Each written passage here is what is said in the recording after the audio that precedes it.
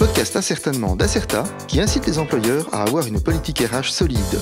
Nous couvrons les thèmes RH les plus actuels, orientés vers l'avenir et basés sur des faits et des chiffres.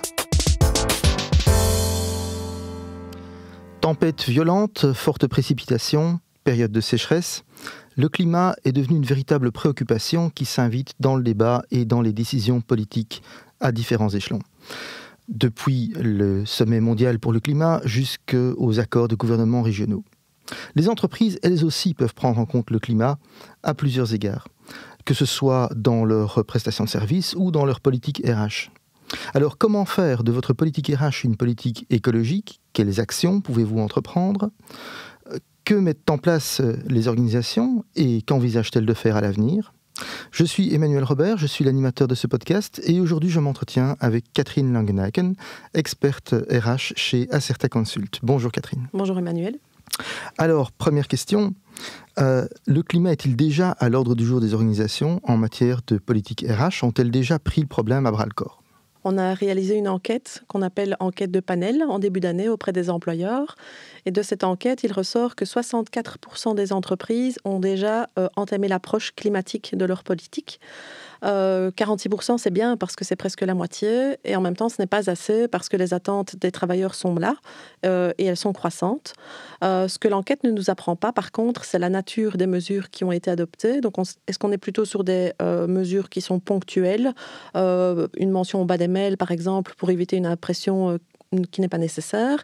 Est-ce qu'on est sur des mesures plus ancrées du type tri des déchets ou est-ce que la dimension climatique a déjà été intégrée dans la politique RH ? Une moitié des entreprises qui travaillent déjà, ça veut dire que l'autre moitié n'a pas encore inscrit le climat dans sa politique RH. Qu'est-ce qu'on peut faire pour que ça change ? Comment peut-on mettre le climat à l'ordre du jour des organisations ? Il faut que les entreprises se montrent proactives et responsables. Proactives, donc anticipées, ne pas attendre d'être encouragées à prendre des mesures par les autorités, ne pas être obligées d'agir, puisque quand on agit par obligation, ça a nécessairement une connotation négative. Or, le cadre législatif actuel permet déjà pas mal de choses et permet d'offrir des choix variés aux travailleurs. Les entreprises doivent également être créatives et lorsqu'elles réfléchissent à des thématiques RH comme le bien-être ou la rémunération, toujours envisager aussi l'aspect climatique de la chose. Et à partir du moment où les entreprises vont servir d'exemple, eh bien, ça va être une source d'inspiration pour d'autres organisations ou pour les travailleurs eux-mêmes et par répercussion sur chacun d'entre nous.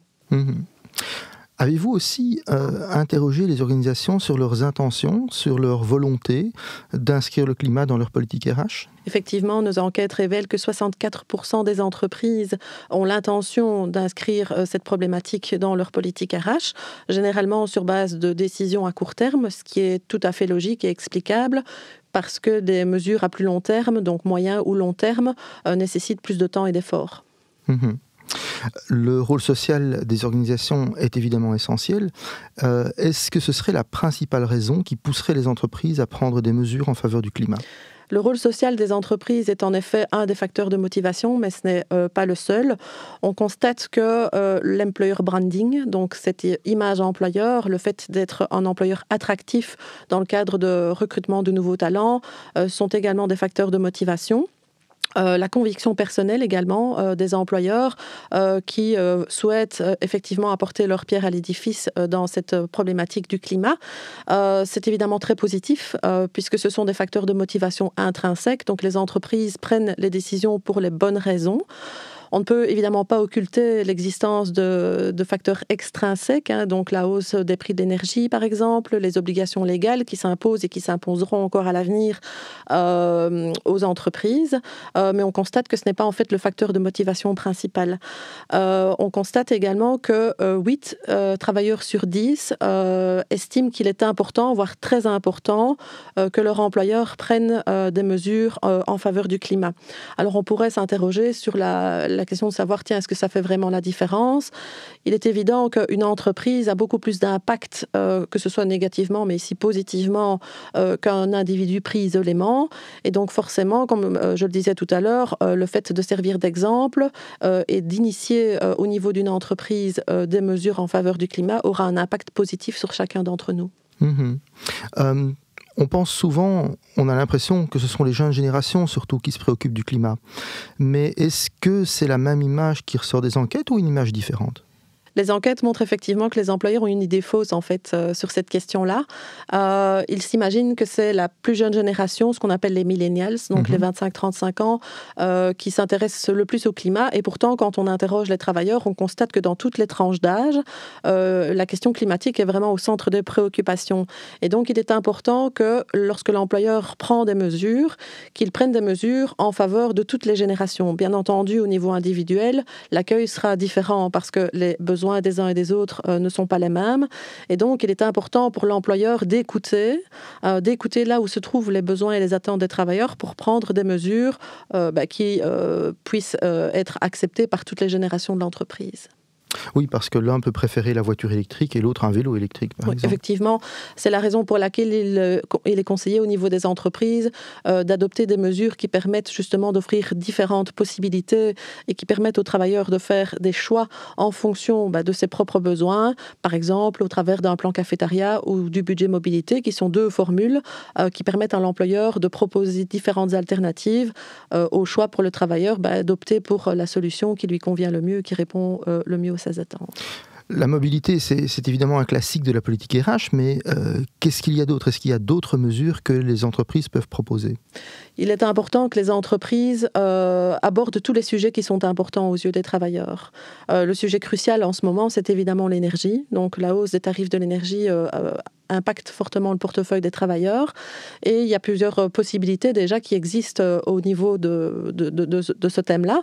Les entreprises pourraient par exemple intervenir dans les frais d'installation d'une borne de recharge électrique ou dans la consommation y afférente. On pourrait imaginer, pourquoi pas, des achats groupés d'énergie, pourquoi pas également d'intervenir dans des prêts verts qui permettraient aux travailleurs de faire une rénovation écologique de son habitation, le tout bien entendu en respectant le cadre légal existant. On constate qu'un travailleur sur deux, en fait, aimerait que leur employeur les aide à adopter un mode de vie plus durable. Et donc, le risque pour les entreprises, c'est d'attendre qu'il y ait un cadre législatif spécifique avant de prendre des mesures, parce que là, elles seront en retard en fait par rapport aux besoins des travailleurs qui sont déjà très très présents. D'ailleurs, ne faut-il pas considérer ces efforts écologiques comme un atout dans la politique RH en une période de pénurie de main-d'œuvre ? Certainement. Donc la politique climatique est vraiment un atout en matière de recrutement. De notre enquête, il ressort que 61% des travailleurs porteraient leur choix sur un employeur plutôt qu'un autre en fonction de la présence ou de l'absence de politique climatique dans l'entreprise. Et ça va même plus loin, puisque un travailleur sur 5 serait prêt à quitter son employeur actuel si celui-ci n'en fait pas assez au niveau du climat. Et donc, les entreprises qui vont se démarquer, qui auront une longueur d'avance, ce seront celles qui auront mis en place une politique climatique et qui auront déjà pris des mesures. Et c'est là où, effectivement, elles vont avoir en main un atout majeur dans la guerre des talents. Est-ce qu'il y a d'autres tendances qui se dessinent en matière de recrutement classique ? Effectivement, on voit que les besoins des travailleurs évoluent. Il y a des thématiques qui ressortent de manière peut-être un peu plus importante que précédemment. Donc, par exemple, le besoin de bénéficier de formations continues, les possibilités d'évoluer dans l'entreprise, également la variété des éléments salariaux et en particulier la possibilité de trouver des alternatives à l'utilisation de la voiture, mais également le travail hybride. Donc, la crise du coronavirus a obligé pas mal d'entreprises à instaurer télétravail obligatoire pour lutter contre la pandémie. Beaucoup d'entreprises réfléchissent à l'opportunité en fait de mettre en place le télétravail structurel et d'arriver à cette forme de travail hybride, quelques jours de travail au bureau et le restant à la maison. Donc on voit vraiment que ce sont des thématiques qui reviennent. En ne perdant pas de vue que le kilomètre le plus vert est toujours celui qu'on ne fait pas. Et on voit aussi d'autres questionnements en fait, lors des entretiens de recrutement.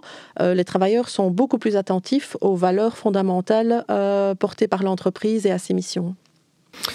Que permet le cadre juridique en matière de RH et de climat ?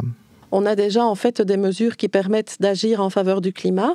Par exemple, la CCT 90 qui permet d'accorder un bonus collectif. Récemment, cette législation a été modifiée et maintenant on a inscrit clairement le fait de pouvoir fixer des objectifs collectifs. Alors il n'est pas nécessaire d'aller très très loin. Pour certaines entreprises, j'ai déjà prévu par exemple comme objectif de réduire les impressions sur papier. Un autre objectif, ça pourrait être de réduire la consommation énergétique.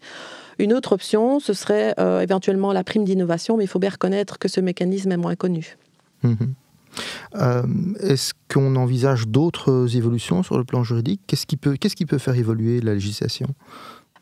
Déjà, au niveau des bonus, on constate que les critères d'octroi des bonus sont souvent maintenant une combinaison, une association de différents éléments, donc des considérations socio-éthiques, environnementales, je dis bien, et économiques. Le droit du travail a dû, au fil du temps, faire face à certains défis. La mondialisation, la numérisation, plus récemment la pandémie de coronavirus. Et chaque fois, le droit du travail s'est adapté au changement. Donc je pense que simplement, il faut la volonté et la capacité de changer. Alors, il y a aussi l'aspect concertation sociale. Sur ce plan-là, comment est-ce qu'on peut mettre le climat à l'agenda dans les organisations ? C'est vrai qu'on constate qu'actuellement, les travailleurs sont quand même trop peu impliqués dans ces réflexions. On a déjà parlé d'écoute des travailleurs. Donc, il est important, si l'entreprise veut prendre des mesures pertinentes en faveur des travailleurs, liées au climat, que l'employeur écoute en fait les besoins des travailleurs. Une piste, ça pourrait être la mise en place d'un conseil d'entreprise sur le climat. Les travailleurs s'inscriraient volontairement et participeraient donc à des réunions pour pouvoir donner leur input en la matière. Donc ça, c'est une piste qui pourrait être envisagée. Bien, nous approchons de la fin de cet entretien. Y a-t-il quelque chose que vous souhaiteriez ajouter ? Peut-être une question que je n'ai pas posée ? Peut-être plus une conclusion qui s'impose un petit peu par rapport à tout ce qui vient d'être dit. C'est le fait que le climat doit vraiment être au centre des préoccupations des entreprises, pas seulement au niveau économique, au niveau des services, mais aussi au niveau de la politique RH, puisque les besoins des travailleurs sont présents et qu'il faut pouvoir y répondre et ne pas attendre qu'il soit trop tard pour agir. Bien, Catherine, merci pour cet entretien passionnant. Vous souhaitez découvrir les différentes possibilités qui s'offrent à vous en matière de politique RH et de climat, surfez sur acerta.be/climat. C'était le podcast Ascertainement.